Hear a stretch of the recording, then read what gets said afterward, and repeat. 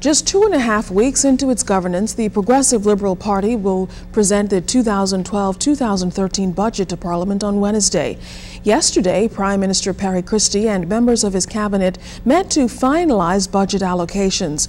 Minister with responsibility for financial services Ryan's fiscal blueprint for the fiscal year ahead.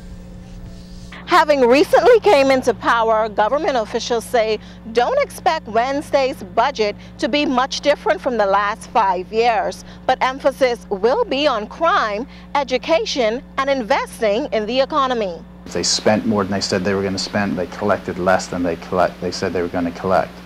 So I think it's safe to say that coming off of the prior administration and us obtaining government so soon, close to the budget year, that something similar is to be expected. During last year's budget, new government programs like the National Job Readiness Program, the Jumpstart Program, and the Self-Starters Program was implemented. When asked if these programs will continue, MP for Elizabeth Ryan Pinder, who has responsibility for financial services, says the government is keen on continuing to invest in Bahamians. I don't know that the specifics of what's going to be kept and not kept. Just using an example of how the Prime Minister governs when he came to power in 2002 and found a number of temporary workers whose contracts were expiring.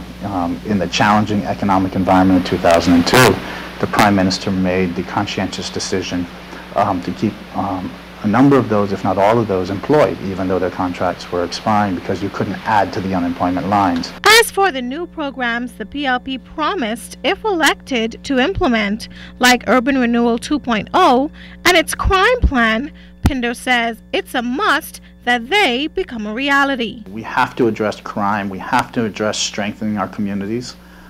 We have to address the standard of living in many of our communities in the country. All of that is interconnected with crime.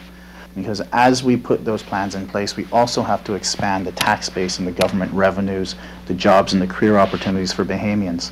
I think that any responsible government wouldn't come into government and say, our economic model is what it is.